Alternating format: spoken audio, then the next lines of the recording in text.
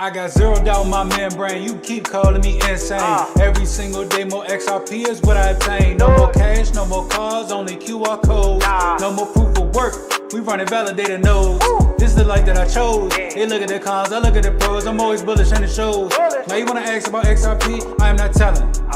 Now you want some of my XRP, I am not selling, it's not for sale. Honestly, I just wish you well, cause I'm XRP for well. I'm XRP for life and that's forever, can't you tell? I just keep on buying while they telling me to sell. The whole world gonna be shocked when XRP break out its shell, and that's when we prevail. I'm XRP for well, I'm XRP for life and that's forever, can't you tell?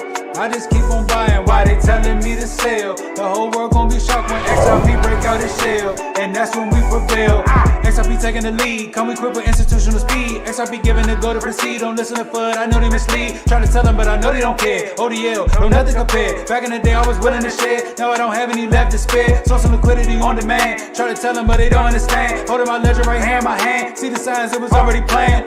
Digital economy, it's already here. I'm talking about the moon, they think I majored in astrology. Haters talking trash, I think they majored in garbology. Focus on my future, so I invest in technology. Number one is where we ranking. Come on. And if you don't have XRP, then I do not know what you thinking. This the time, this the year, this the place to be. Hard and strong all day long, doing it faithfully. Keep that negative energy far away from me.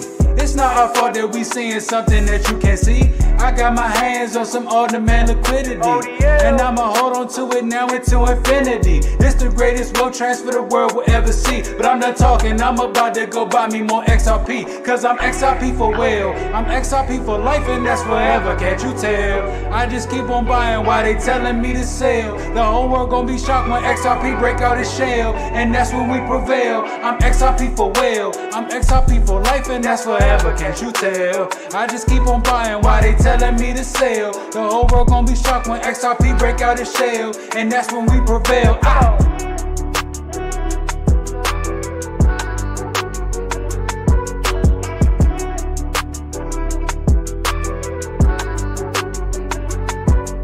I'm XRP for well. I'm XRP for well, I'm XRP for life and that's forever, can't you tell? Can't you tell?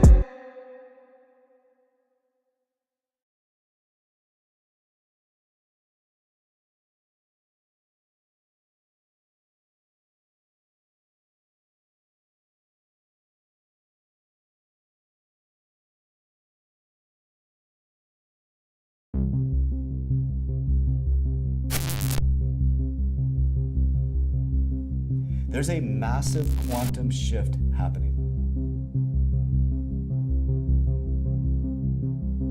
And if you can't see it, you need to look around.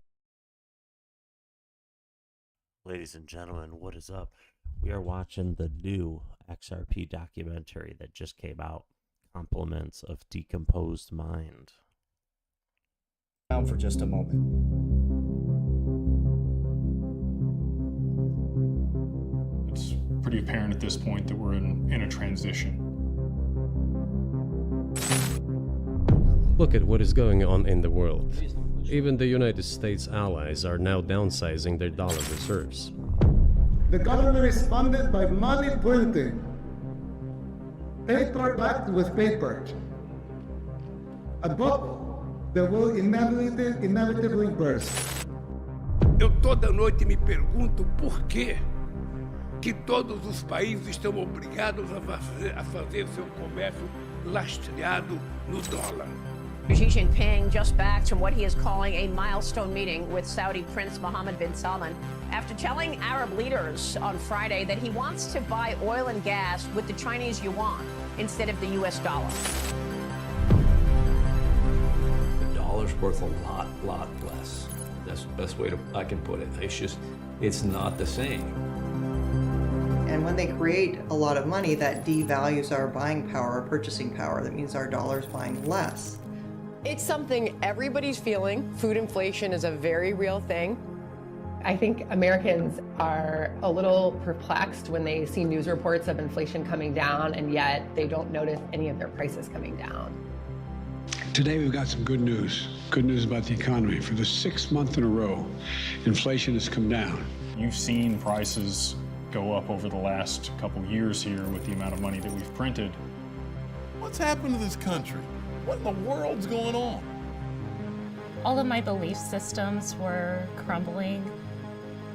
I had lost my money for the third time. So I'd ask myself a question at that point.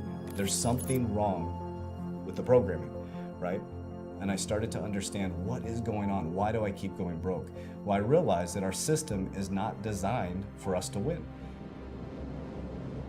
It was around the COVID time, so I think everyone was really isolated. I've been researching gold and anything that I can find that would be counter to this fiat system. Up pops this Bitcoin thing. I was hearing all this talk about Bitcoin, Bitcoin, Bitcoin. What in the world is a Bitcoin? I'm right here watching history be made. Bitcoin is now up to $111. Bitcoin is an electronic online digital currency, was created about 3 years ago, kind of flew under the radar. Now it's starting to actually gain some traction. Bitcoin crossed above $10,000. 50,000. 72,000. Bitcoin is the leader of pretty much the entire crypto space.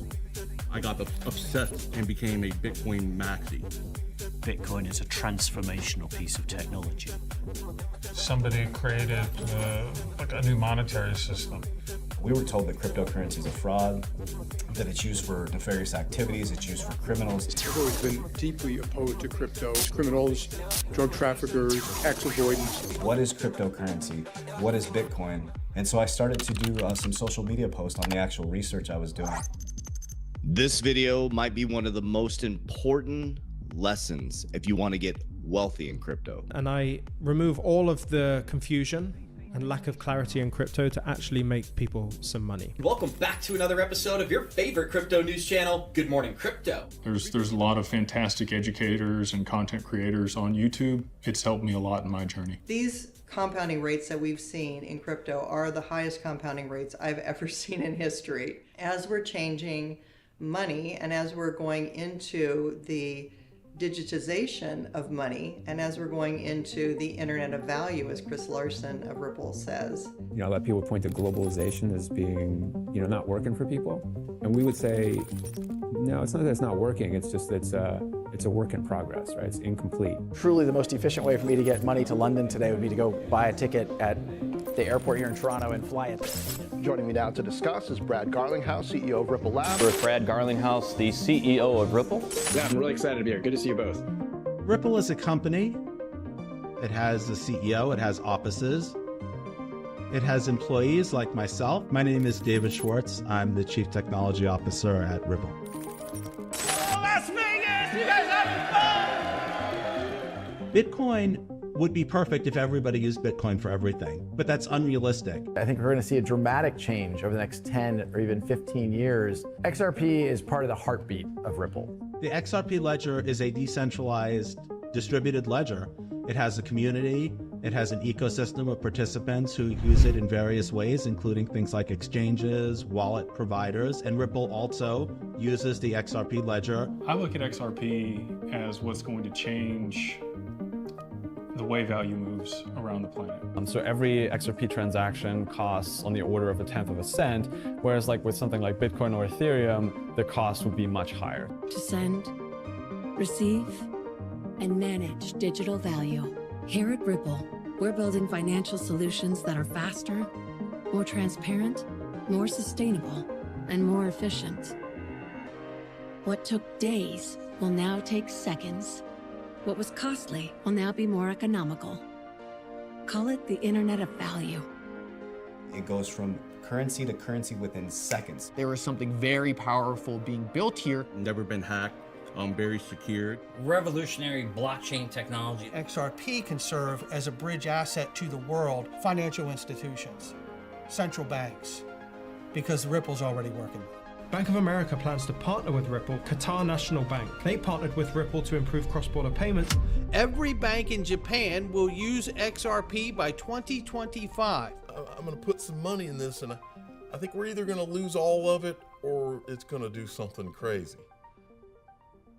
They would have globally dominated the entire industry, but for the regulators pulling them back. SEC is preparing to sue that crypto startup. The asset in question here is called XRP. We don't need more digital currency.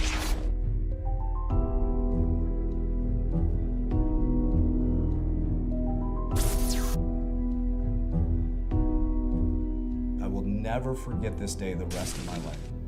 All of a sudden, my text messages start blowing up. My social media starts exploding. Coach JV, why did you get me into XRP?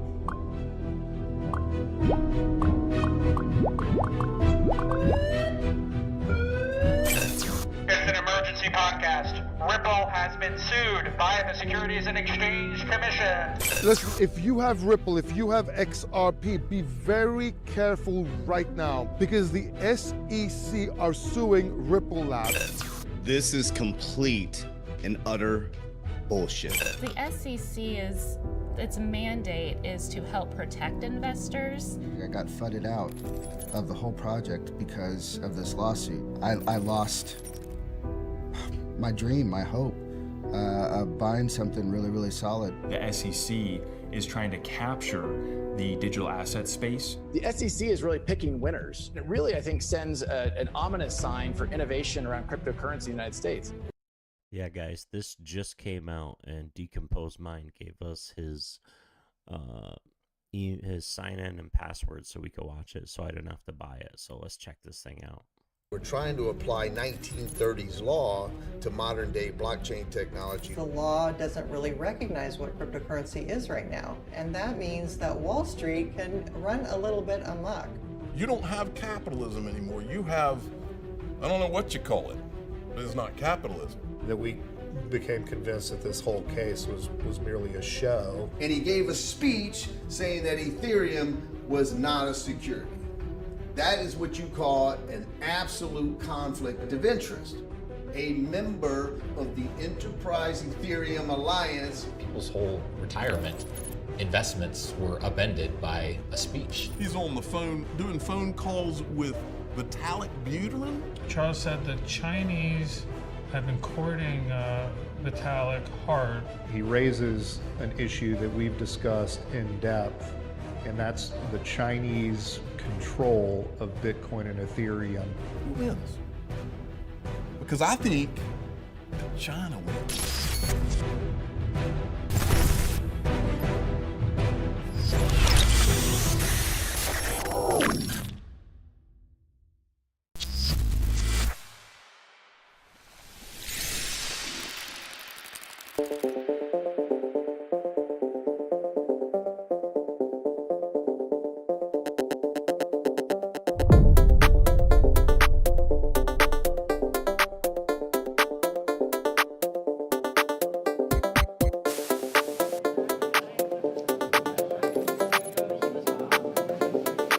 Shoot that right there, that's killer B-roll up top.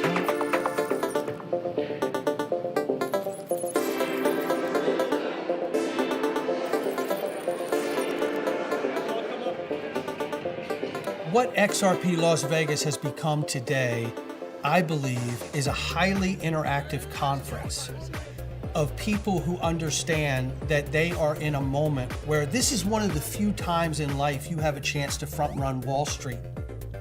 How many times in your life do you have that happen? I'm not going to take a ton of time. This is that moment. And the people in this space understand that, and they come to this event so they could be immersed in getting the most up-to-date and accurate information about where they're going with this investment that they're involved in. Whenever you're ready, let us know your name, where you're from, and how you got into XRP. How did I get into XRP? Oh, how I got into XRP. I got into XRP, kind of a long story short. I had a lot of spare time and started investing in Bitcoin and the usual suspects. Because I want to provide generational wealth for my family. I was looking at blockchain and realizing that the transactions are very cheap. I remember the dot-com years and how companies were so successful. And I believe XRP is going to change blockchain technology and the future of currency as we see it. I've got some concerns about the value of the dollar. I feel like God kind of brought me to XRP. It's the future of cross-border settlement and faster, cheaper, smarter. So I'm very grateful to be here at this XRP Las Vegas 2024 conference. Guest of honor here, you know him as a warrior for the people, a United States Marine Corps major, a fighter, Semper Fi. Put your hands together now to welcome John Deaton.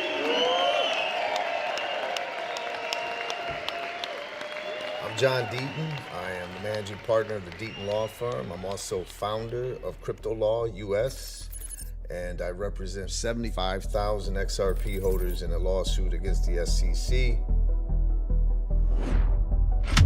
The lawsuit happened on the 22nd of December. It's Christmas Eve, so it's December 24th. It's 2 days later, and I saw that XRP was going down in price, obviously based on the news. So I said, I'm going to read this complaint just to make sure I'm not missing anything. The SEC sues all kinds of companies. It's really not that big of a deal, but I wanted to read the lawsuit because I owned XRP. So I just pulled it up on my phone and I read the first paragraph, and it described XRP itself as a security. It said the digital asset security XRP. And basically I go, shit, that's not good. It was gonna crash, people were gonna get liquidated, people were gonna lose money, and people had their life savings in XRP. Whether it's a good decision or not, it's not the point, but the government shouldn't be the one that dictates whether they make a good investment or not. Government action shouldn't be what causes them to lose money. This is case number 20CV10832, Securities and Exchange Commission v. Ripple Labs, Inc. et al. The Honorable Annalisa Torres is presiding. People understand that the case was filed, I think, right before Christmas in 2020. And the allegation was that XRP is a security, the way Ripple transacts and sold XRP were unregistered securities transactions, and that basically everything that Ripple had been doing since its inception was really one long, uninterrupted securities transaction. And more specifically, what the law calls an investment contract. Ripple, the company had most of the XRP in existence and offered and sold it in exchange for cash or other consideration, and reasonably led investors to expect profits based upon their efforts, their promised efforts to develop a quote-unquote use for XRP, or to develop what's sometimes referred to as the XRP ecosystem. The SEC's legal argument was that all of the things this very large company, this billion-dollar company, Ripple Labs, Inc. was doing, was getting funds, raising funds, obtaining funds from all sorts of customers, large institutions, by selling XRP, and that they were engaged in this common enterprise together for an expectation of profit. In other words, that because of what Ripple was doing for XRP, XRP was going to increase in value. And that's basically the SEC's theory in a nutshell, on the legal side. XRP is a separate thing altogether. It is a currency that trades in the marketplace. In the last 8 years, over $1 trillion of the currency has traded. And so what we find is, the SEC, in my opinion, having watched this for many, many years, taking a position now that it is, frankly, I think, with one foot out the door, a little bit incredible to kind of take the position after 8 years.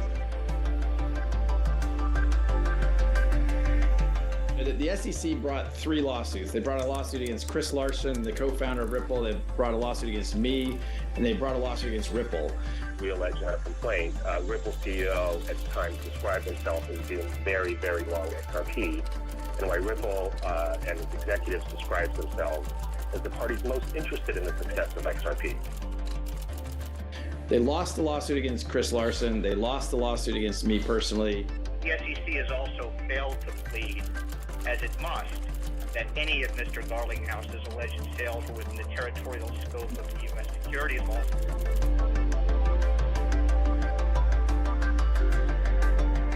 What the SEC has been trying to do is to put power and politics over what is really just sound policy and providing clear rules of the road such that entrepreneurs and investors can participate in this amazing new market around crypto and blockchain technologies.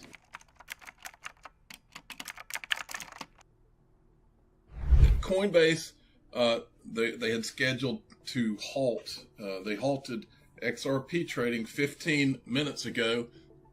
The exchanges have all the power to relist XRP and purchase XRP at their discretion. So people with 300 million XRP bought more as all these people sold off.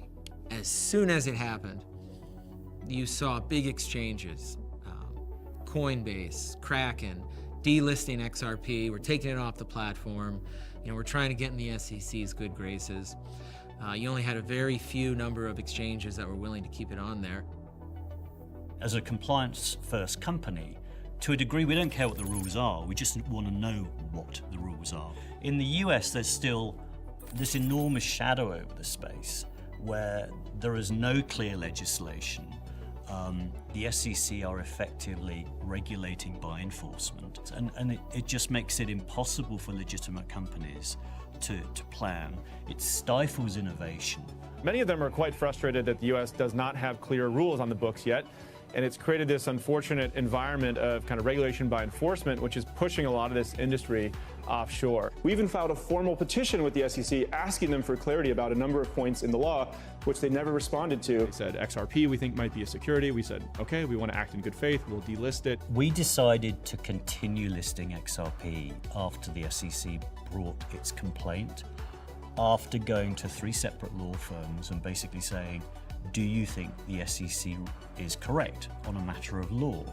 And to our astonishment, all 3 law firms said, no, but we think you should probably delist it anyway. I was blown away. I was very impressed with what the CEO of Cryptocurrency Exchange Uphold had to say. You guys were probably like the only exchange, as far as I know, that was still listing XRP, which, kudos to you. And to your point, you were following the letter of the law. And to be clear, we were taking a risk continuing to support it. We just decided we're going to stand by the community until there's a decision.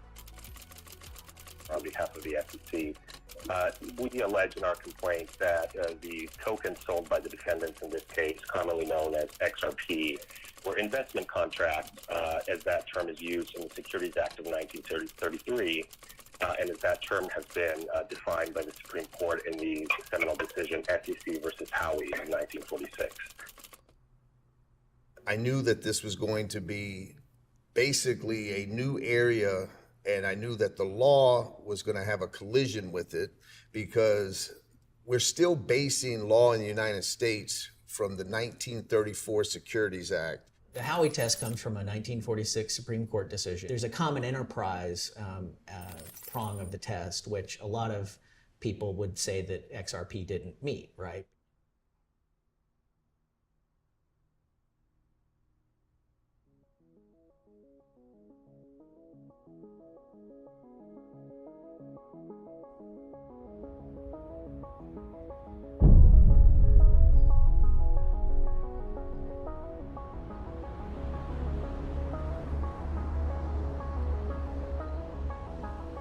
My name's Jimmy Valley. I'm the founder and managing director of a family office investment firm in Houston, Texas called Valhill Capital. Welcome to Valhill.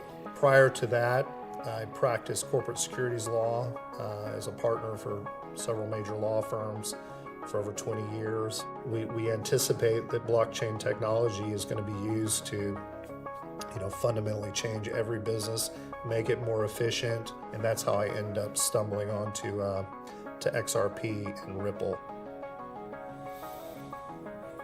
So I had done a couple of months worth of due diligence on XRP. We had very much concluded there's no way XRP could be considered a security. They had already had a settlement with FinCEN, so the Department of Justice, back in 2015. Department of Justice and FinCEN took a definitive position in 2015, which was reaffirmed actually just last year, that XRP is a currency. They said XRP is a virtual currency, and this was all a matter of record. We had the statement of facts and all that stuff from that settlement that calls XRP very clearly a virtual currency. If you scroll down to the statement of facts, I'll tell you why this is so significant. So this is the US government basically settling and declaring certain things to be a matter of fact. And you'll see in item 2 here, it says Ripple Labs facilitated transfers of a virtual currency and provided virtual currency exchange transaction services. We get to, I say, February of 21, we had at that time the Kick Interactive settlement with the SEC. That token had been issued as a security, but it had been only issued to accredited investors, and so it was effectively a private placement. So they allowed Kick Interactive to file a Form D to perfect the private placement, and then the token kept trading. They kind of went on like it was no problem. So we very much anticipated very soon that there would be some type of settlement where effectively that's what happened. They settle, pay a fine, off we go. And then in February, something really weird again happens. Acting Chairman Lee basically out of the blue changes this rule, this contingent settlement rule. And it basically made impossible what they had settled on in the Kick Interactive case. And so here again, it's like, this is just too weird. It's kind of like all these people are kind of going above and beyond to act outside of what is normal. The SEC its mandate is to help protect investors. However, it has turned into a way to keep the small retail people like me out of opportunity.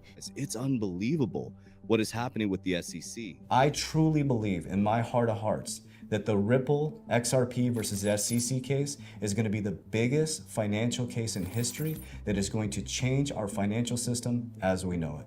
If you had any doubts about our government being corrupt as hell, we are going to put all those doubts to rest in this video right here, folks. This is borderline treason. SEC is part of a broader bureaucracy beast system is what I call it. So what's happened here is the SEC has tried to expand their jurisdiction into encompassing the entire digital asset space. They diverted their attention towards a transparent, legitimate company that was building out real utility in Ripple. And this is what, many of us have come to expose in the XRP community, is the fact that we became under attack. And 100% bad faith, what the SEC has done here. We've completely exposed it all. So what I'm going to lay out for you today is really astounding. It's all of these smart people from all over the world that came in and literally started a riot, rightfully so, against a government gone wrong, against an SEC gone wrong. What is the XRP army? The XRP army is a revolution. It's a revolution of individuals that are tired of the current system. The XRP army knew exactly what was going on because they were targeted, but you had a lot of Ethereum folks cheering on that Ripple was getting attacked, and obviously tangentially or directly XRP. And you just had a lot of these fragmented battles break off in the crypto community. Are we chasing adoption of cryptocurrency, or are we fighting against corruption in the world financial stage, or are we just trying to increase the money in our bank account? The XRP army is just a collective of people who share that same mindset, that there's something else going on. Then I got something that you'll really think's cool. Joseph Grunfest's letter to the SEC right before they made the decision to sue Ripple. He's a former SEC commissioner himself. And you'll see the date is December 17th This is approximately 5 days before the SEC actually brings the lawsuit against Ripple. And it's addressed to all of the commissioners, all 5 commissioners of the SEC. Each of these key commission staffers has announced their departure from the agency by the end of this calendar year. When he writes this, the end of the calendar year is like 12 days away. Jay Clayton drops this lawsuit on his last day in office.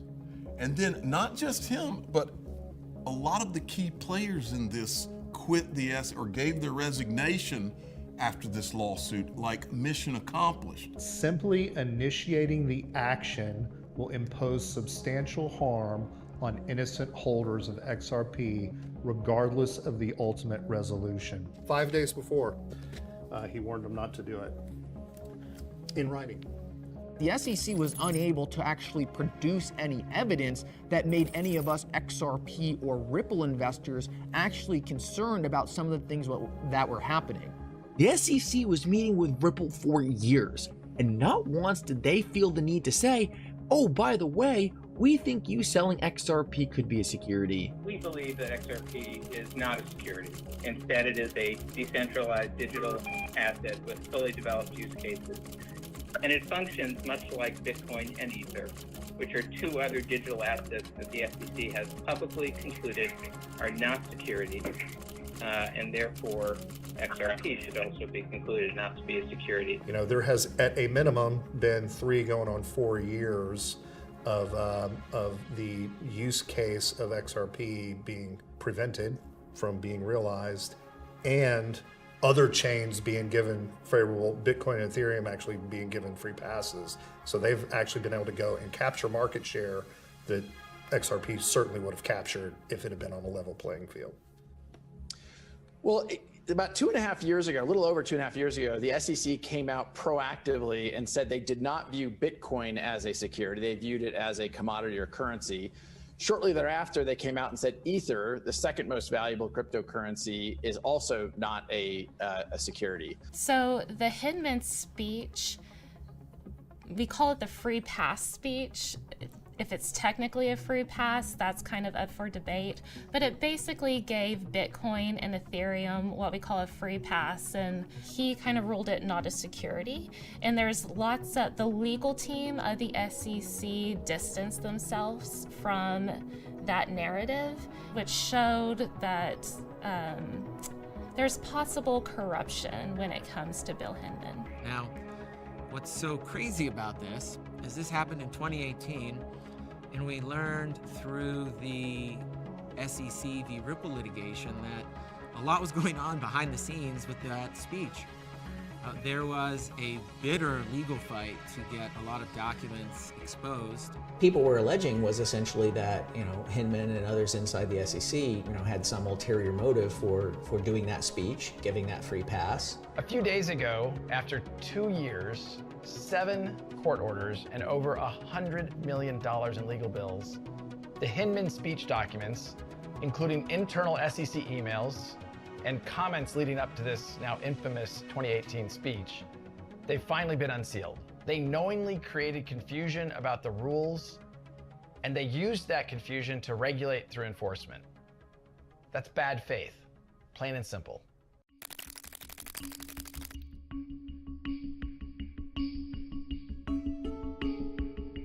So I think you'll dig this as something that we made in the office on ETHgate.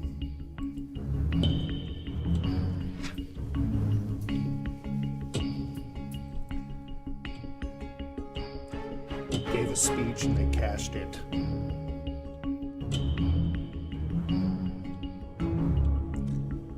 And I'm going to give basically a high-level presentation of what Ethereum is as a technology, and then kind of organizationally how it is, including its IPO.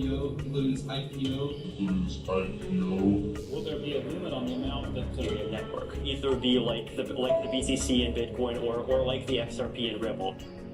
Imagine that. Alibaba looks like it will go public sometime, which could happen pretty much within a month. Welcome back. Alibaba is filing for its IPO. Could be the biggest IPO ever. We'll see what kind of market cap it generates.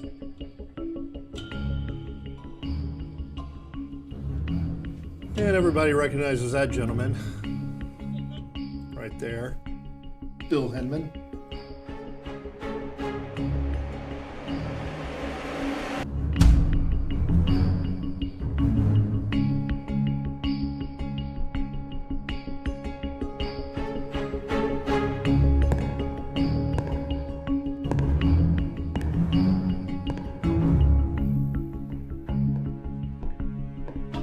Welcome to Regulatory Capture 101, also known as ETHgate.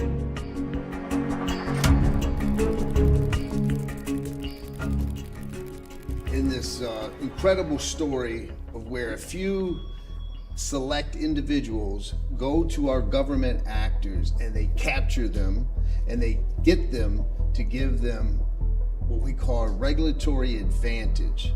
An advantage that's blessed by the regulators, which really gives a monopolistic advantage to one asset over another. And that advantage was given to Ethereum. Here you see on this board the cast of characters. We know we got Jay Clayton, chairman of the SEC at the time. Jay Clayton from the law firm Sullivan and Cromwell. You do know the rule that if they are represented by Sullivan and Cromwell in front of the agency, then you're going to be banned from being able to vote against them. If they are represented by Sullivan and Cromwell in front of the agency, I would not be able to participate. That was my point. Bill Hinman becomes Director of Corporation and Finance. Bill Hinman is from Simpson Thacher. If you have a token that's just used in the network for a good or service, and that's why people are buying it, and that service is available and up and running, not under development, then you may not have a security. The thing to know about Simpson Thacher, they are a member of the Enterprise Ethereum Alliance. Their entire goal is to drive all enterprise action and transactions to Ethereum. Not Bitcoin, not XRP, or any other thing. That's important as we move forward. Well, this fella right here is named Joe Lubin. Joe Lubin is a co-founder of Ethereum and the founder of Consensus. Consensus is a company dedicated to Ethereum and dedicated to this alliance. This guy likes to talk. Certain projects obviously sold securities. And he's arrogant. Ripple, overvalued or undervalued? Oh, I don't want to say anything mean about them. You don't have to. Massively overvalued. Joe Lubin is a co-founder of Ethereum with Vitalik Buterin. Thanks to the power of modern communication, we have the ability to create technologies that are decentralized. Here is where Ethereum comes in. So Ethereum borrows from Ripple this concept that we should separate the state from the transaction list. Okay, let's do a sing-along. Anochi heisen kagayaku no wa doko ka ni kimi o kakushite iru kara.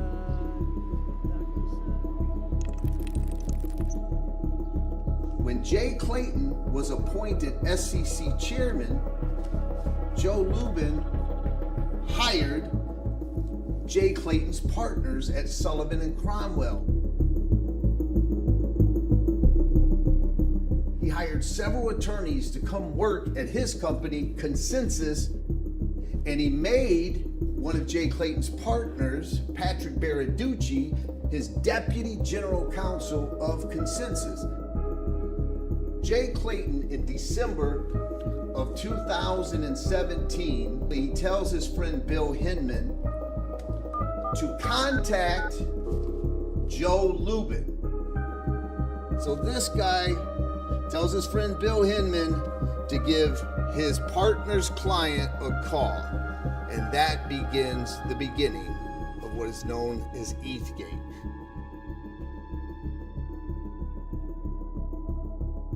Hello, welcome to the show. Today we're going to talk about ETHgate. Here are the 3 things that you need to know about ETHgate and why every single American should care about this story.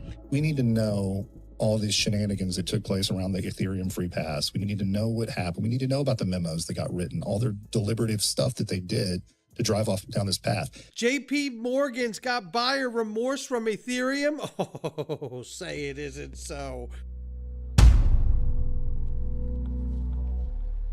We frankly saw the news coverage and the social media activity from folks in the XRP army. So they're making all kinds of claims, and I was frankly just curious, right? Like,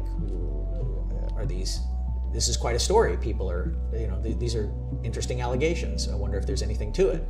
So we initiated some FOIA requests to try to find out. I'm Jason Foster, and I'm the founder of Empower Oversight. We're trying to ensure that there's greater transparency and accountability in the way that government operates. The Freedom of Information Act is a law that's intended to increase government transparency, and it essentially allows anybody to file a request for documents from any federal agency. What tends to happen is that unless you sue in court, you're at the bottom of the pile. And so there's this system whereby groups like ours, they just request information from government, they request documents. It can be emails, it can be calendar entries. We sent in one FOIA request, and then they immediately broke it up into a dozen or so subparts. We had to deal with a whole host of bureaucrats in dealing with trying to clarify and work on each request. They were like Lucy with the football. They said, well, okay. They then refused to actually do the searches on those names when we gave them to them. And all of this just eats up months and months and months of time, which is arguably, that's kind of the point, right? We would post those documents on our website when we got them, and then the XRP community, the XRP army would then interact with that, and then do a deep dive and pull every document apart and analyze the meaning of each one, etc. Yeah, yes, they did. It was like 99 pages or something, and all of it was blacked out. I'm talking about like all of every page is blacked out, markers through. Just, there's no other way to say it than just lies. That's all it is, lies. We're piecing together all these timelines with videos and public videos that we're able to find. From that is where the guys were able to formulate their Freedom of Information Act request, because they're like, oh, okay, so something's going on. So then you get this. Well, as it leaks out, when they're not lying and they're not trying to act like they can't find anything, it leaked out that they were meeting with Vitalik. It was, as I recall, Bill Hinman was literally on the phone with Joseph Lubin. He's on the phone doing phone calls with Vitalik Buterin. The first meeting takes place on December 13th, 2017. Bill Hinman, newly at the SEC as the Director of Corporation Finance, has a meeting with Consensus and Joe Lubin.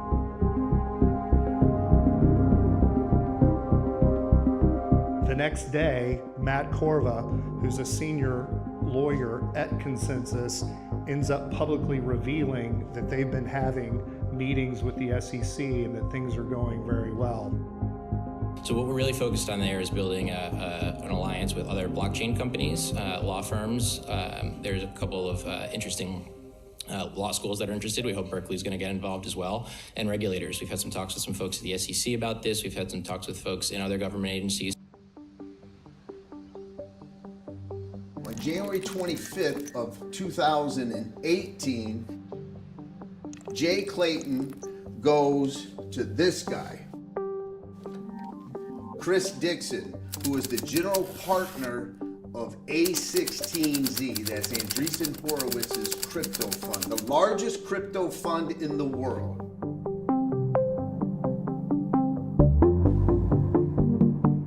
And Jay Clayton says to Chris Dixon, put together a small working group and tell us what you want in writing, and you send that memo to Bill Hinman. Chris Dixon says, sure, I'll put together a small working group. Now, Bitcoin's number one, Ethereum at the time's number two. The third cryptocurrency is XRP, which is associated with Ripple and these two guys. So you would think that this guy would invite this guy to the party. Doesn't happen. Brad Garlinghouse never gets a call. It's never part of that small working group. Why? Because this guy and this guy and this guy and this guy and this guy are working for this, the Ethereum Alliance. And what the chairman of the SEC said was, look, form a small working group and come up with some suggestions. Pretty much saying, look, we're tired of talking to people about the Howey test. Put some real practical suggestions together. And so what happens is Chris Dixon calls on Lowell Ness, his number one crypto attorney, and says, hey, write that memo to Jay Clayton what we want. And what he does is he writes a memo asking for Ethereum to be given a free pass. And this is the part that now not a lot of people know.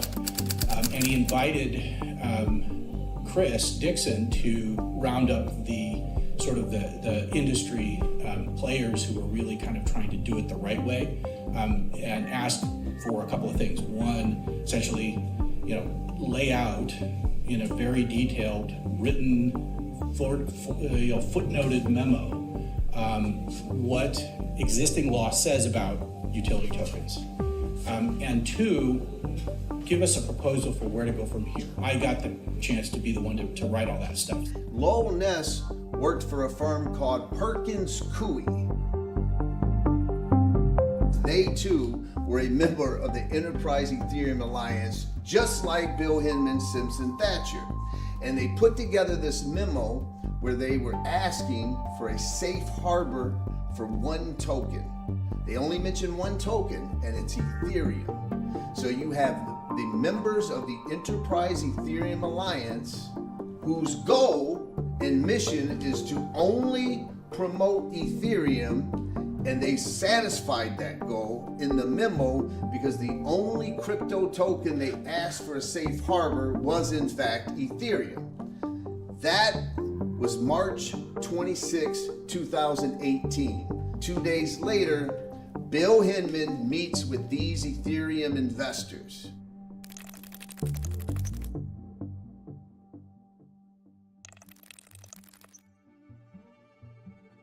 We submitted that safe harbor to them in March. We met with them. We met with congressional members. We met with Department of Treasury, the CFTC.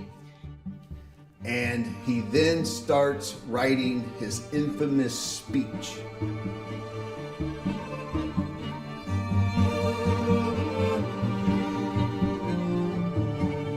Bill Hinman is sending emails to multiple people at the SEC.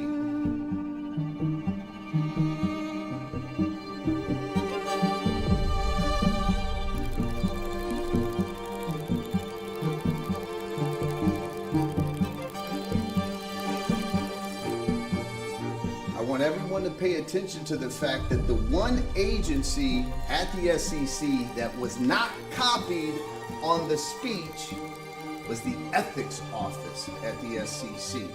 In fact, no other commissioner except for the chairman, Jay Clayton, ever got to see a copy of the speech. I worked for Congress for 8 years, spent most of that doing congressional investigations, and I spent 5 years at independent agencies in the executive branch. So I led 2 of those, and I was a general counsel for an agency for several years doing ethics. For a number of years, Congress has had various ethics statutes, so there are laws in place to prevent conflicts of interest, to prevent other things like that. And those are laws that can be prosecuted. They're criminal laws. On top of that, there are also a number of regulations that have been layered there to help avoid even the appearance of a conflict or other things like that. When it comes to cryptocurrency, you've got people trying to work off this legislation that clearly never contemplated what we're talking about today. And the government shouldn't be picking winners and losers, but when there are not set regulations, when there's not clear guidance, then it ends up being kind of an ad hoc, again, that regulation by enforcement. And that's bad for the public, it's bad for predictability. But Hinman made it so interesting because of his personal financial interests. And so that to me made this a perfect area for Empower Oversight to get involved in, because we could help bring transparency. He's the director of the Division of Corporate Finance. He had no responsibility for anything related to cryptocurrency, and in fact he'd been told by agency ethics officials he shouldn't work on anything that related to the work of his former firm. At the end of the day, the ethics office only gives guidance. It's up to the individual. He signed his ethics agreement in early 2017 when he started at the SEC. He commits he's going to abide by that agreement, and then after that the ethics office isn't looking over his shoulder. It certainly raises questions about his personal judgment and what his motivations were, because as he took those meetings, as he led up to that speech, it seems that the only person at the SEC who knew what was going on and what the impact would be was Bill Hinman himself. On June 8th, 2018, Bill Hinman meets this guy, Vitalik Buterin, and they talk about this speech that Bill Hinman's going to give 6 days later.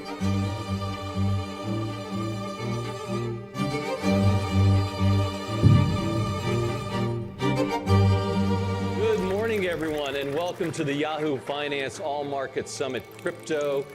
We're delighted to be here.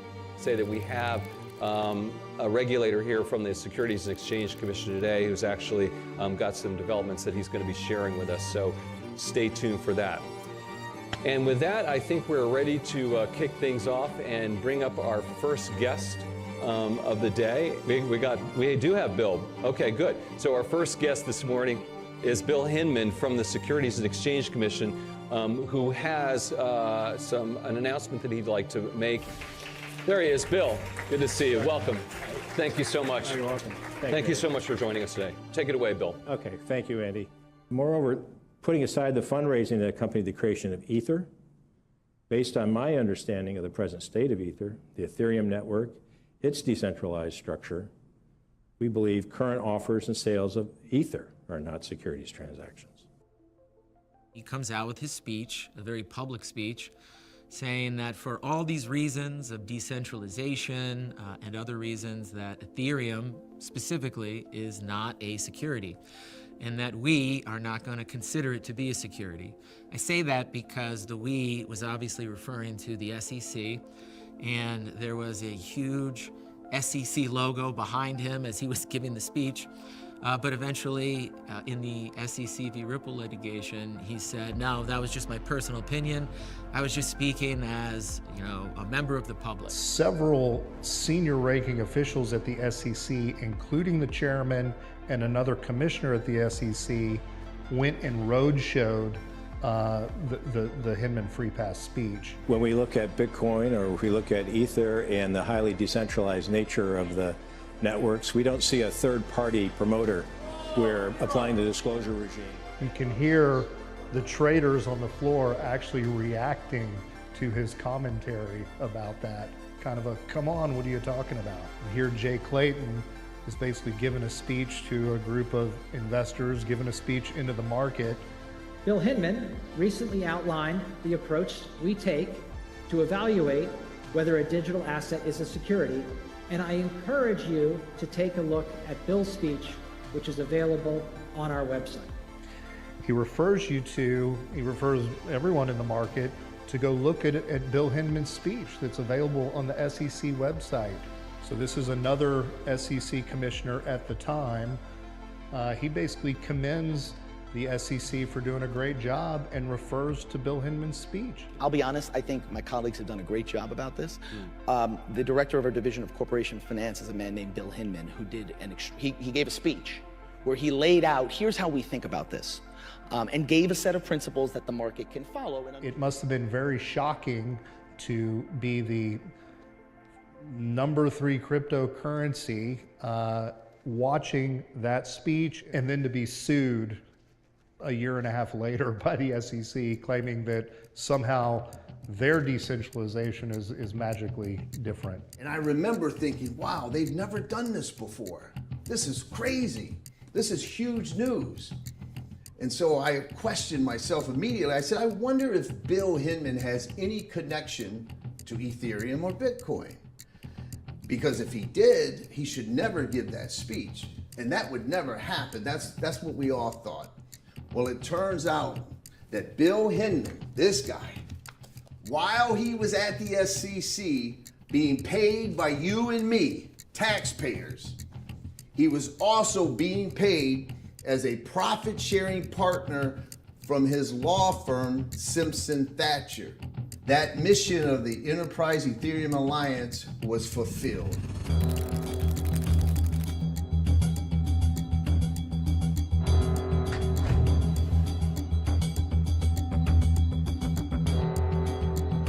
In order to understand the gravity of this story and its implications to the new global financial system, one must unpack the interconnectedness of multinational corporations and the very powerful executives that run them.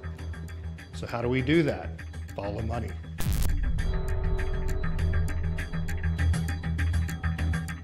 The Ripple lawsuit was filed in the end of 2020. And right after that, when Jay Clayton leaves his tenure and when Bill Hinman leaves his tenure at the SEC, they get very nice jobs at crypto firms where a lot of the money in those firms is in the Ethereum project. Jay Clayton leaves the Securities and Exchange Commission, goes back to Sullivan & Cromwell to being a senior partner. In October, a hedge fund named One River makes a $1 billion bet on Bitcoin and Ethereum. Jay Clayton, within a couple of months, goes to One River, who benefited from this decision to sue Ripple. Bill Hinman leaves around the same time the Securities Exchange Commission, goes back to his law firm as a partner at Simpson Thacher, and he also becomes a partner of A16Z, leading up regulatory affairs for the venture capital firm. He was paid $15 million from his law firm, a member of the Enterprise Ethereum Alliance, which is only meant to promote Ethereum, and he gave a speech saying that Ethereum was not a security. That is what you call an absolute conflict of interest. Simpson Thacher actually brought another IPO to the market, a company called K9 out of China, which guess what kind of equipment they made? They made Ethereum mining equipment. And so by Ethereum getting a free pass, that company made millions and millions in its IPO. Guess who was getting paid some of that millions of dollars? The guy at the SEC called Bill Hinman. It was his firm.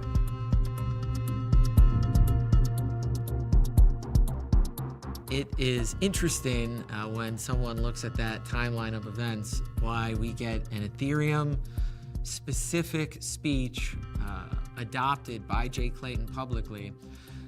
Then we have a very large competitor to Ethereum, XRP, targeted in a lawsuit a year or two later. And then we have these two individuals working at crypto firms that made very big bets on Ethereum. You got to understand where Jay Clayton and Bill Hinman come from. They're some of the best known securities lawyers in the country, is what I found out later. Just so happens, Jay Clayton and Bill Hinman were the two key attorneys in taking Alibaba public.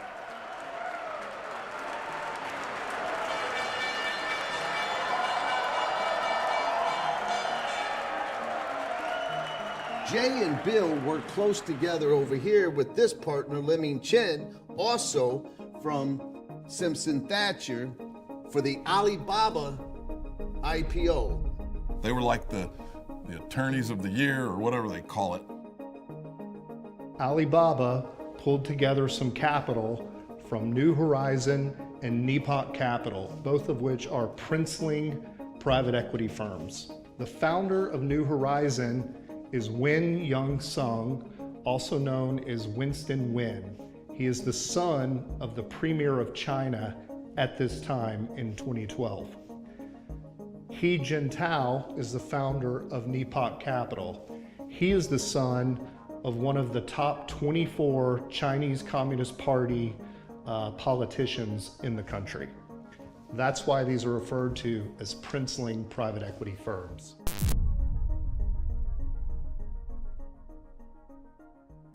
Ant Financial, Alipay is rebranded as Ant Financial, and they do a fundraise at a $60 billion valuation.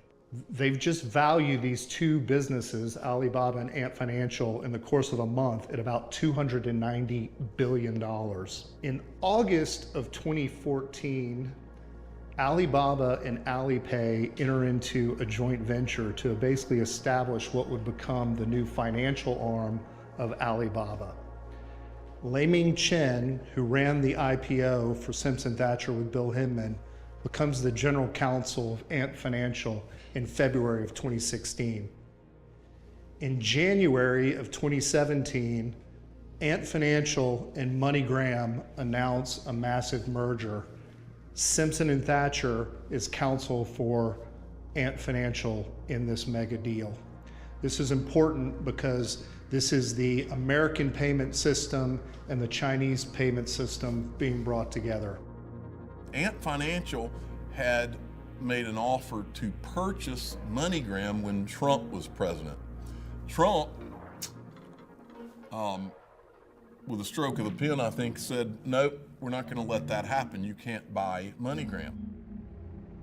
They tried to buy MoneyGram, and the United States said no because there was too much of a connection with the CCP, the Chinese Communist Party, and that was vetoed by the United States National Security Agency.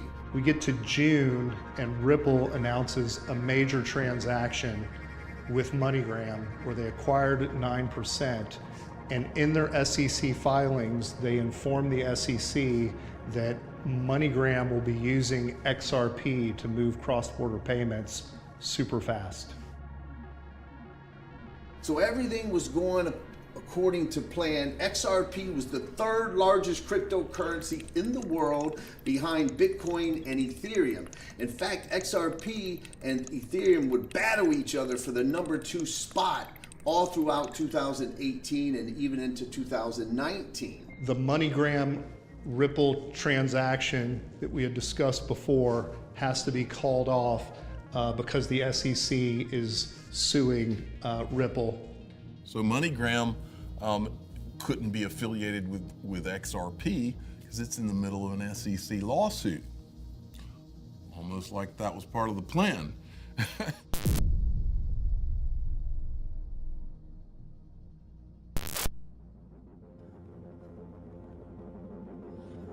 Also, just as a side note, it's important. These guys' law firms, Simpson Thacher and Sullivan Cromwell, are both heavy duty in with JP Morgan. And if you go and you look, and there's a clip of JP Morgan bragging about their blockchain. And there's a whole video. Ant Financial is right on the diagram. I have the video. One of the lead underwriters in the Alibaba IPO is JP Morgan.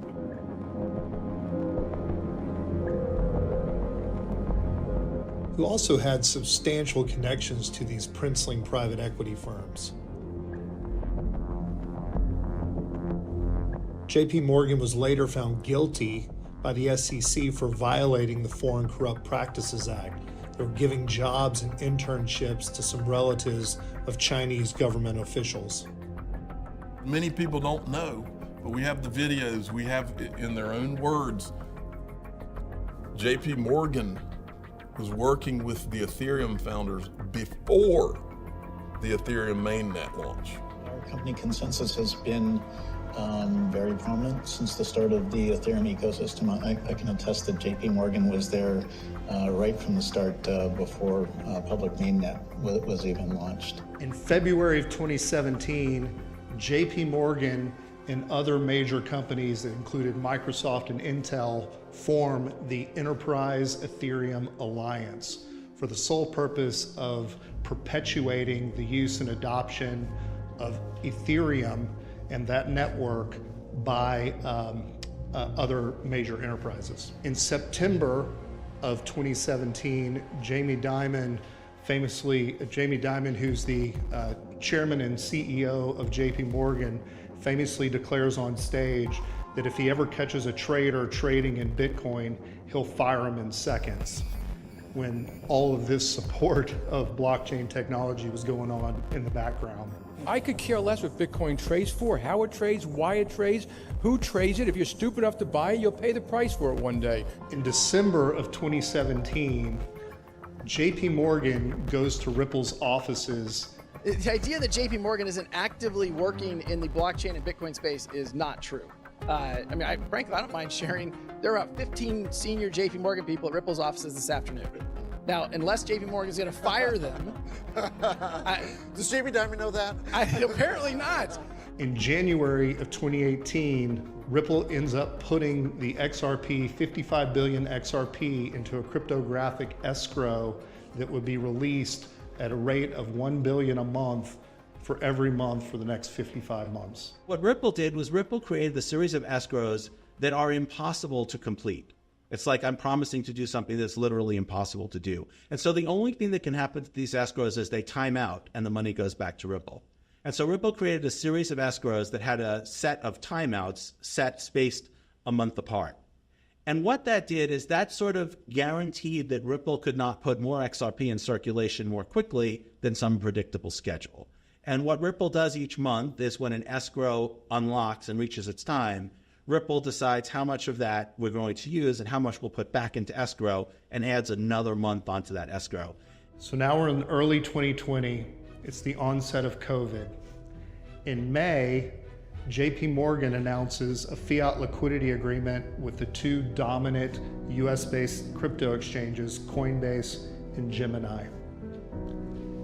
In August, Consensus, which is now the de facto third-party promoter of the Ethereum network, acquires Quorum, which has the JPM coin project from JP Morgan.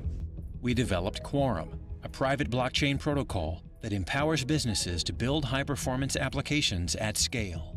And Consensus is also supporting JPM coin, which is a stable coin solution. So that's a separate network that JP Morgan has built on Quorum. The Quorum team is heavily engaged with us. I can't say much more of a detailed nature about that right now, but we are working intimately with those people. On August 14th, 2020, Joe Lubin transferred critical intellectual property infrastructure from Consensus in Switzerland to a new Consensus entity that was substantially owned by JP Morgan, about 40%, squeezing out the original Consensus employees and shareholders. When you follow the money, it paints a very clear picture of China's financial elite working with the US financial elite and the regulators of the US financial system to front run the new global digital financial system.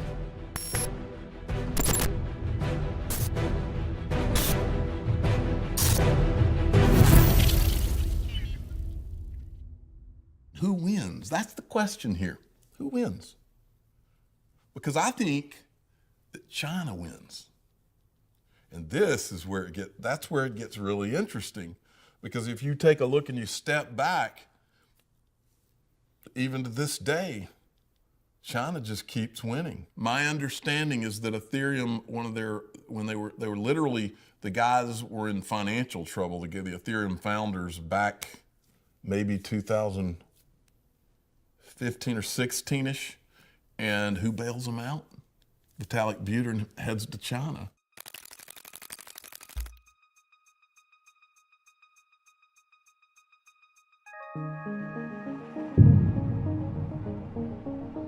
So what is the future for Ethereum? Let's ask the co-creator, Stephen Narioff, who joins us now on the phone. Stephen, welcome to Fast Money. Pleasure to have you with us. Hi, Amanda. Great to be here. Thank you. So I'm Stephen Narioff. In addition to inventing the structure that became the ICO, I've probably done more ICOs than anybody. Alec, it's been about 5 years since we all came together, and you did some pretty great things that I think everybody knows about. And our relationship is amazing. We're roommates, did you say?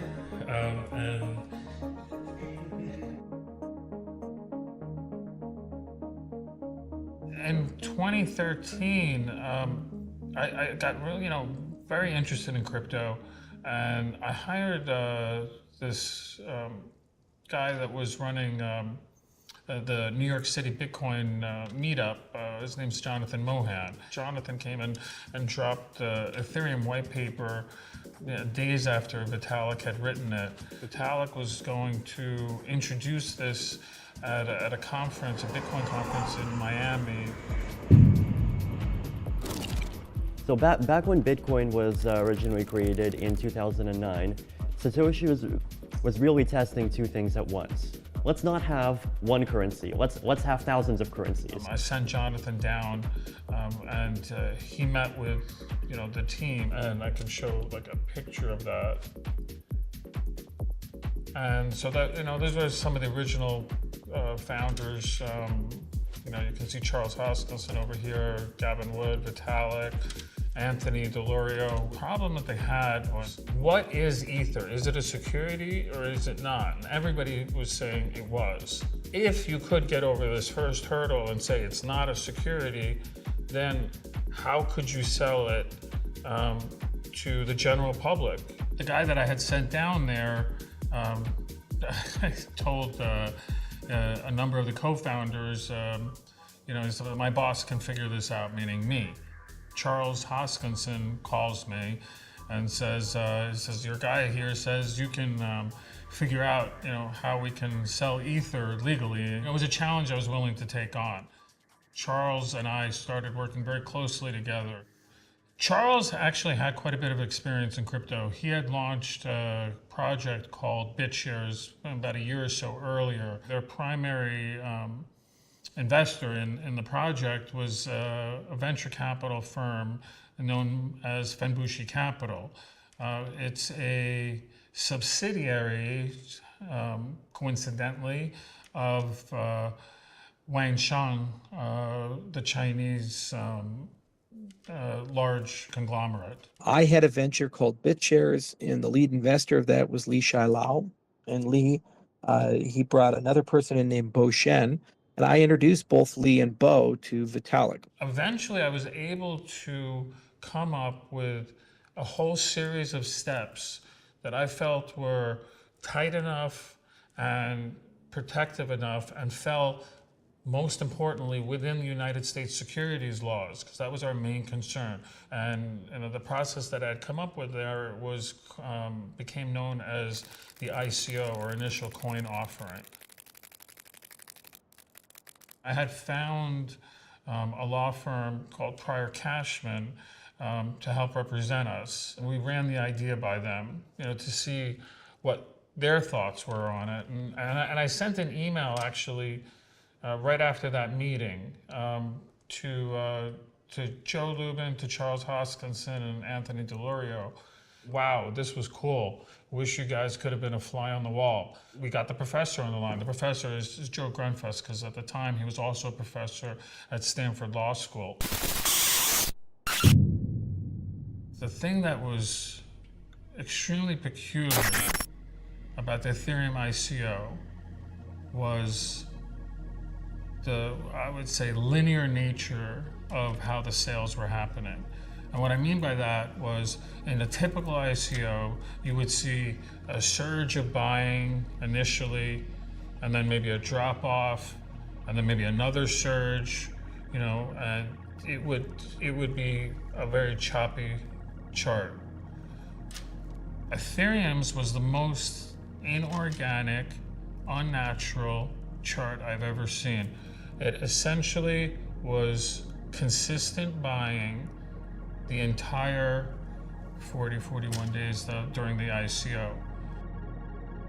Crowd sale, much of which I spent with Joe Lubin, in the office that I'd rented for Ethereum in New York.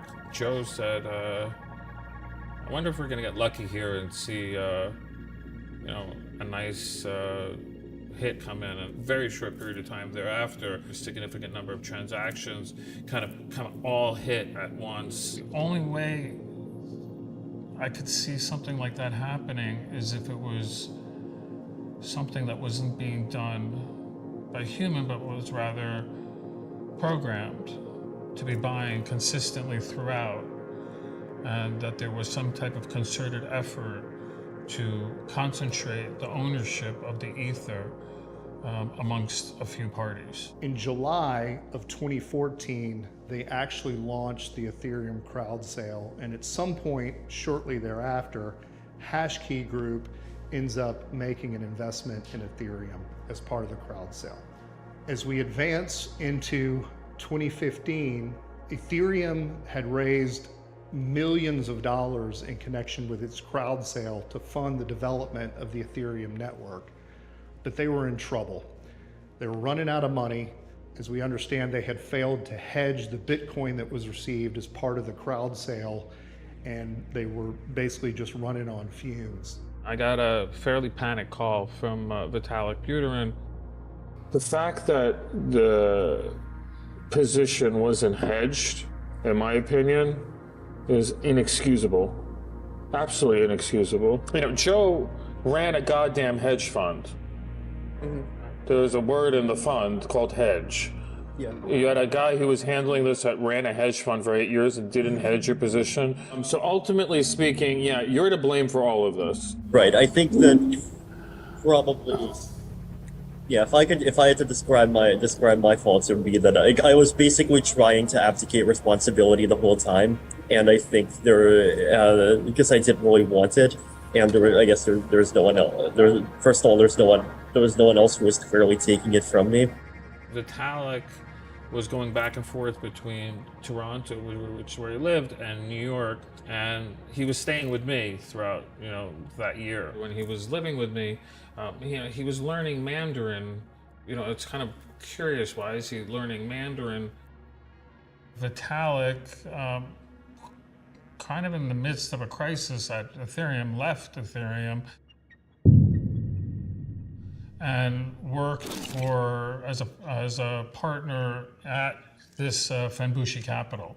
He also took the position as, I believe it was chief scientist for Wensheng Blockchain Labs. He was really putting all of his effort into these Chinese, and he's called the V God in China. 以太坊这个项目的存在目标就是不是 You took all this money and you were not making your actual own blockchain Ethereum scale. So this is an article that was published to the Hashkey Group's website. The Hashkey Group is a spinoff of Wang Zhang. This article has been completely scrubbed from Hashkey's website, and all references to it to the internet have also disappeared. This is the chairman of Hashkey speaking. If we could actively fund the development of Ethereum at this critical moment, we would not only become a major participant in this revolutionary project, but we could also leverage this opportunity to guide and implement Wang Zhang's blockchain strategic planning.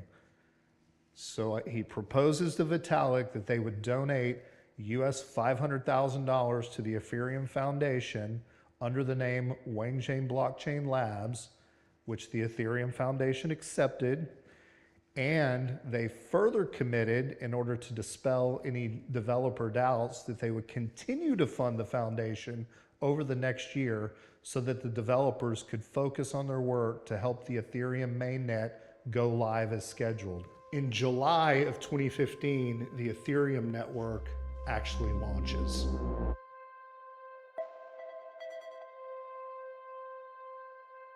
This is a conversation with Charles Hoskinson And this is towards the, this is right after the crowd sale had been completed. Charles said the Chinese have been courting Vitalik hard, and Joe has a plan to bring Vitalik to New York with a $4 million Ethereum 2 group. So I think what he's saying here is that the Chinese, doesn't specify who those Chinese are actually courting Vitalik hard. And this is after the crowd sale, after they've already raised their money. And that Joe has some kind of plan to consolidate something in New York to create some second Ethereum group. He said, it seems to me that Joe wants to take over Ethereum. Let me repeat that again. It seems, Charles is saying, it seems to me that Joe wants to take over Ethereum. It's an Emperor of Japan strategy, i.e., Charles says, gradually figurehead Vitalik and take over the funds, basically take over Ethereum. Now, Emperor of Japan strategy, what that really effectively means is a symbolic figurehead. And so what he's saying here is their plan was to install Vitalik as not the leader of Ethereum that he has been portrayed to be all these years, but simply as a symbolic figurehead to be touted around, but that clearly these, what's being said here, there are other people in the background that would be actually pulling the strings. A few days later, Charles texts me back and says, someone must have spoken to Vitalik, he's gone dark. And he said he hasn't replied to any of my queries. And I replied, I said, if he's ignoring you, it must be Joe Lubin, behind that.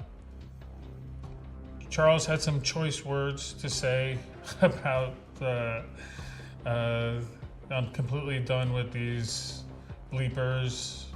I want that bleeper to burn.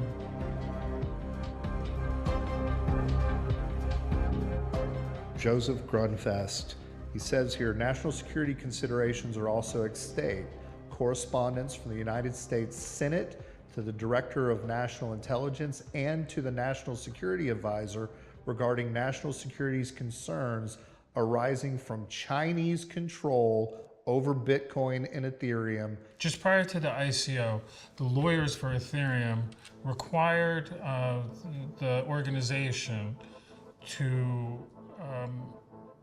agree that they would become what's called decentralized. If you're not decentralized, then you could be considered a security.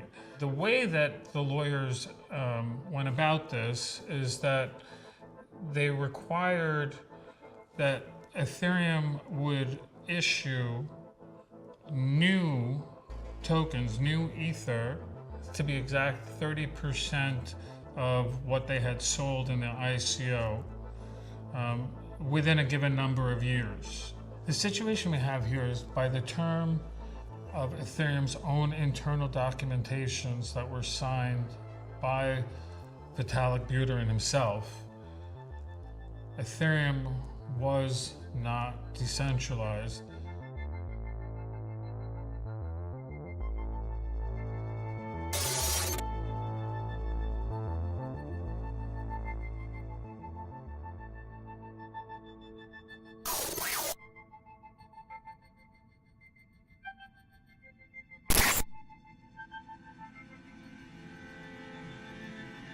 Vitalik has a meeting at the Securities and Exchange Commission called by Bill Hinman. And the thrust of that meeting was to discuss whether or not Ethereum was decentralized. What occurred shortly after this meeting, I think in the opinion of a lot of people, changed the entire trajectory of the crypto industry. Bill Hinman made what has now become famously known as the free pass speech. Vitalik was in a meeting under oath talking about whether or not it was decentralized. Jeffrey Alberts, the attorney who wrote the document, was in that meeting as well. Prior to that meeting, there was another meeting under oath also discussing Ethereum structure with Joseph Lubin. After all of these meetings, and all three of these individuals knew about the requirement to issue the additional Ether in order for Ethereum to be decentralized, because I'm on that email, and those are the only other people that are also on that email.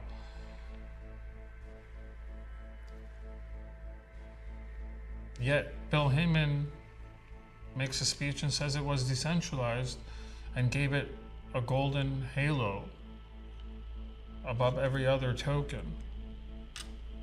And I suppose the only question really to ask is, did Bill Hinman actually know that Ethereum was not decentralized when he made that speech?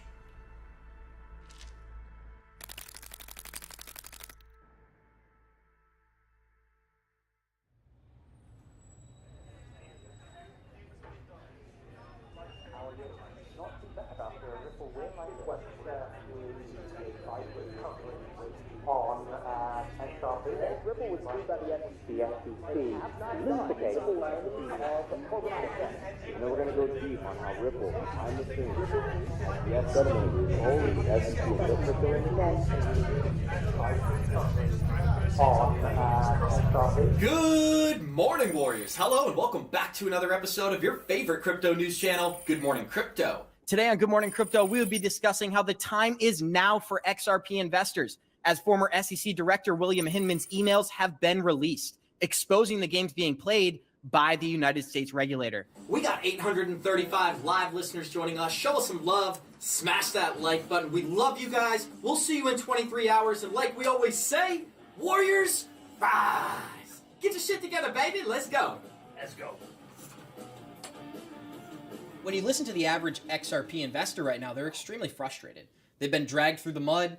The people who are supposed to protect us are attacking us right now. They decided to attack Ripple because it was one of the most powerful projects in the crypto sector, and it was already having an impact in the United States. We know that there are entities in place that have been there for a long time and in power, and so whenever you threaten that power, I think you're going to see, some things happening there. But the community, the XRP community held strong, I think, through most of it. Yep. But always questioned, why XRP? Why not ETH? Or why not, where was the SEC when FTX went down, right? How did they not see that one coming? Why would the SEC willfully pass over Ethereum to attack the third largest crypto project when we know for a fact there's multiple illegal things that they've done on paper? There's no conspiracies here.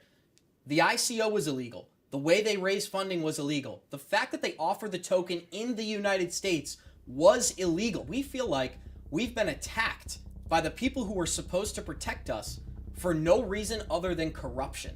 And that doesn't go away when this lawsuit's resolved, because the corruption still resides. We talk about Gary Gensler every single day. He's not the man responsible for bringing the XRP lawsuit forth. He's the man responsible for dragging it to the finish line. So remember, Jay Clayton has left. Biden has become president in January, so he gets to now appoint a new SEC chairman. I think we knew it was going to be Gensler. On day one, I will fire Gary Gensler and appoint a new SEC chairman. We don't need more digital currency. We already have digital currency. It's called the US dollar. Hi, this is Gary Gensler. The SEC Commissioner, Gary Gensler, yesterday spoke to members of Congress and called on them to rein in the wild west of cryptocurrency world. We comply and then tell us they'll be suing us if we proceed to launch, with zero explanation as to why. Gary Gensler, to you, your open hostility towards digital assets is hurting consumers and setting the U.S. behind the rest of the world. I mean, the automobile wouldn't have survived if you didn't have traffic lights, if you didn't have stop signs, and even cops on the road to make sure there weren't accidents. And so that's part of our role as being cops on the beat.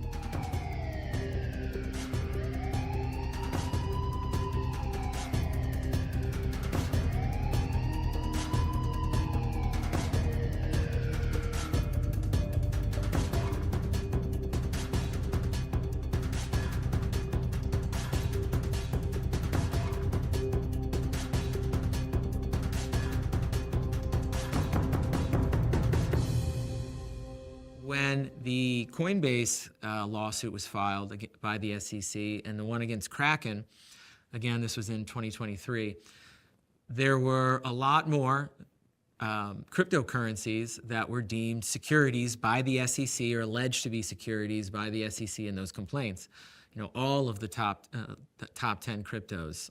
And at that point, the industry knew that it was under attack and that nothing it was going to do or say was going to get the SEC off its back. And they came together finally, and you see that none of those assets were delisted by the exchanges in those complaints against them. And that now we've got the tide turning where the companies realize that we're not going to be able to play nice with the SEC, so now we got to play in their game and go on the offense filing these suits. On January 1st, 9 days after the SEC filed the lawsuit against XRP and Ripple, I filed a suit called a writ of mandamus against the SEC. So that entire week, I worked on basically the suit against the SEC. And we filed it on January 1st at 1:30 in the morning. And so Christie said, listen, the government's going to come after you. Are you sure you want to do this? You know, the United States government's probably the biggest bully in the world, if we're going to be honest. And I said, listen, I'm willing to fill that role. I don't care. And so we hit enter. I didn't realize what was going to happen. I ended up posting it on Twitter, the lawsuit. What I did is I said, well, listen, if you want to join me, then here's a Google form. And I didn't think much of it. I thought maybe a few hundred people would sign up, if that. And the next thing you know, it was 5,000, 12,000, 20,000, and eventually grew to over 75,000 people from 143 countries around the world all joined. He knew there was something wrong, and he was the only one willing to stand up and go really put his money where his mouth is and do it. And boy, are we grateful for him, because we have won with him. Do we say that we're special investigators for John Deaton for this? Yeah, because... Yeah, we do. We approached John and said, look, you know, we've been at this for a long time. So we kind of started talking a little bit. Then he would ask us, hey, can you help find information here? Because I think this is a great place to dig. And we started getting out the shovels and really going down it. Now there's a huge video library.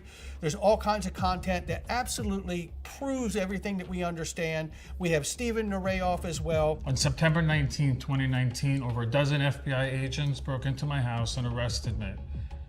What happened after that was a nearly 4-year false prosecution, which was led by the SEC, which is a civil agency that does not have jurisdiction in criminal matters.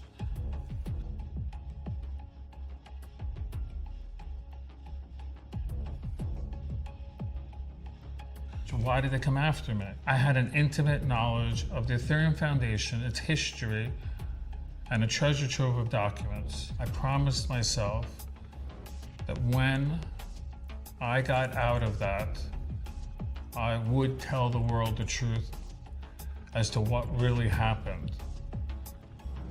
And that's what I'm doing right now. It's a game of attrition right now. They're trying to get us to burp it up by keeping the prices low. And the lawsuit has given them the perfect cover story to suppress the price, and no one even questioned, it was delisted and they're not really using it. And there's all this stuff. But we know what we hold, right?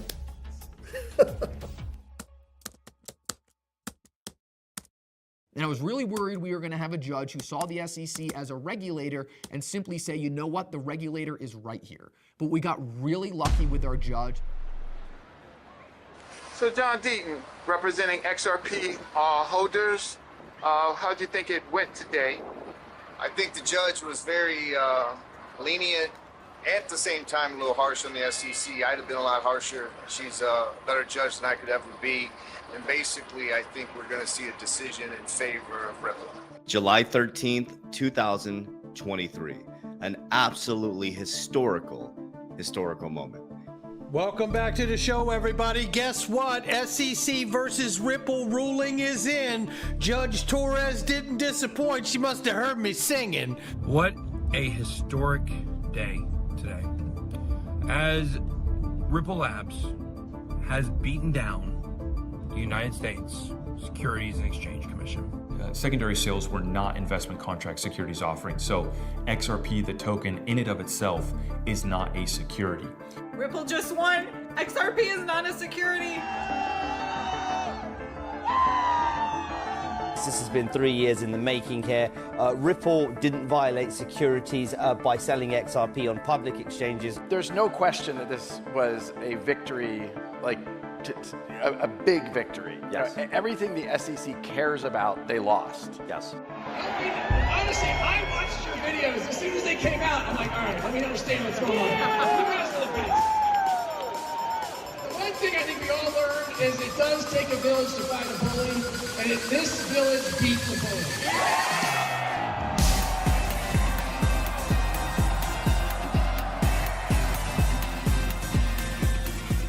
We got validated because there's evidence here, right? There's real evidence here, and it validates the story. The 75,000 XRP holders who joined me should be very proud because we helped establish the cryptocurrency as a legitimate asset class, and we did it against the greatest bully of all.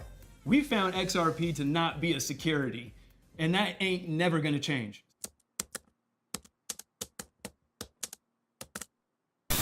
This is a recent decision, just a handful of days ago. We were pleased from that decision, recognizing the importance of protecting investors on the institutional investors. And while disappointed on what they said about retail investors, we're still looking at it and assessing that opinion. Another legal case signals the SEC is going to appeal the Ripple ruling that XRP is not a security. The SEC's motion to appeal the loss in the Ripple case has been denied. The SEC is asking for $2 billion. So Ripple has urged the court to impose a civil penalty of less than $10 million. The day has finally come in this XRP lawsuit, SEC versus Ripple, Judge Torres issuing the final judgment on remedies. You guys let me know in the comments down below, is an appeal coming? The XRP victory pump is already underway above 60 cents and on the move.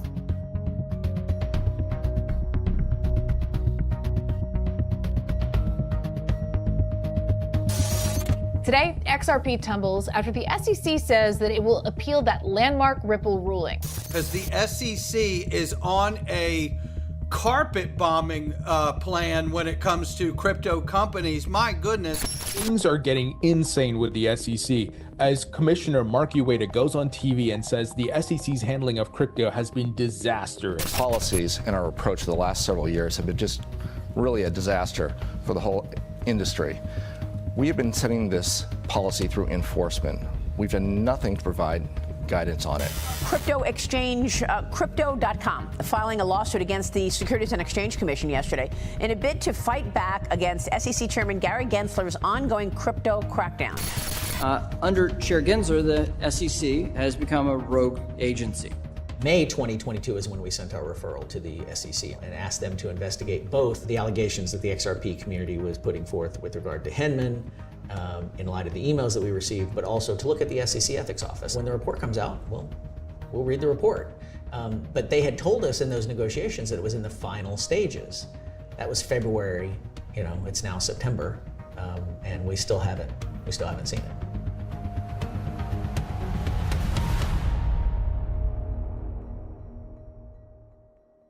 We are really early still in when it comes to the number of projects, the number of use cases that cryptocurrency is going to bring to the table. The quicker that we can get involved with blockchain, the more that we're going to be able to benefit from it. We're really excited about these new developments within the industry and how it's directly going to enhance the XRPL ecosystem as a whole. We're getting to that interoperable future where I hope the XRP ledger is like a great participant in there, and it's a place where people find lots of things that they want. XRP offers a lot of efficiencies and a lot of advantages over these assets being used today. By using intelligent tokenomics and smart contracts, we're able to manage it in such a way where we may at some point truly eliminate poverty. The entire securities markets, stocks and bonds, private equity are going to be tokenized, represented on the blockchain to provide a new way for that value to be exchanged. And even real-world assets like artwork. The blockchain is a tool to certificate something, in our case, digital and physical fine art. You're going to see pretty much an amalgamation of everything tokenized on blockchain. You're going to see something that we have never seen in our lifetime. The potential that some of these assets have could be mind-boggling. I actually think XRP represents more than just the cryptocurrency. The people who are endlessly curious tend to find themselves in XRP. The whole mission of our channel now is just really exposing the truth, giving people a platform where they can get that truth. The fact that people allow me into their lives from my channel, the fact that people participate and believe in what's happening here to come and participate in this event and be a real person in this place is absolutely remarkable. Those judges saw the pitchforks and said, something's not right about what's happening right now. What is the XRP Army? The XRP Army is a revolution. It's a revolution of individuals that are tired of the current system.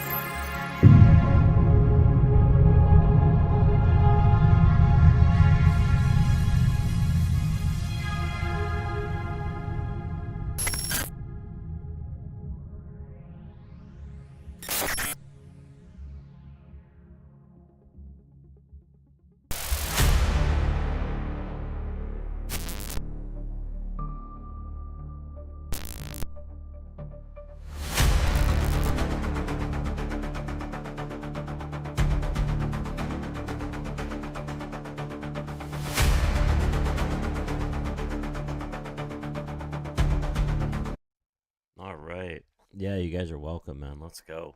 XRP is unleashed, ladies and gentlemen. It's unleashed. You couldn't have ended that any better. It's unleashed. Sit back, enjoy the show. We're going to the moon, baby. Let's go. Let's go.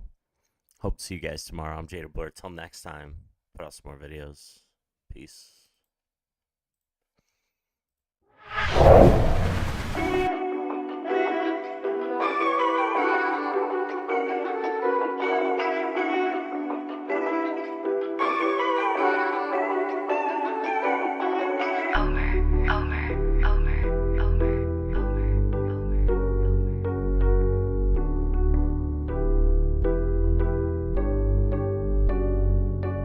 I got zeroed out my membrane, you keep calling me insane. Every single day more XRP is what I obtain. No more cash, no more cars, only QR codes. No more proof of work, we running validated nodes. This is the life that I chose. They look at the cons, I look at the pros. I'm always bullish and it shows. Now you wanna ask about XRP, I am not telling. Now you want some of my XRP? I am not selling, it's not for sale. Honestly, I just wish you will, cause I'm XRP for well.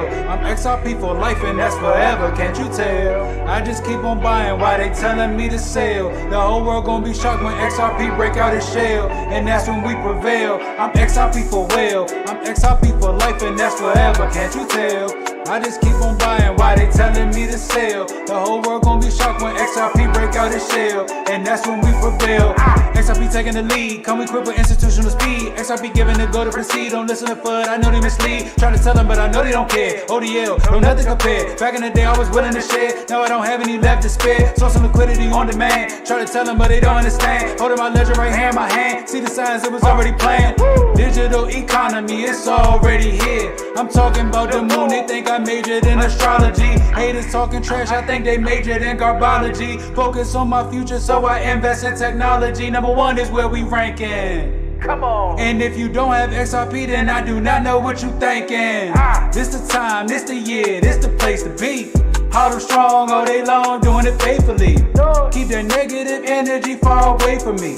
It's not our fault that we seeing something that you can't see. I got my hands on some on-demand liquidity, and I'ma hold on to it now into infinity. This the greatest wealth transfer the world will ever see. But I'm not talking, I'm about to go buy me more XRP, cause I'm XRP for well. I'm XRP for life and that's forever, can't you tell? I just keep on buying while they telling me to sell. The whole world gonna be shocked when XRP break out its shell, and that's when we prevail. I'm XRP for well. I'm XRP for life and that's forever, can't you tell? I just keep on buying while they telling me to sell. The whole world gonna be shocked when XRP break out its shell, and that's when we prevail.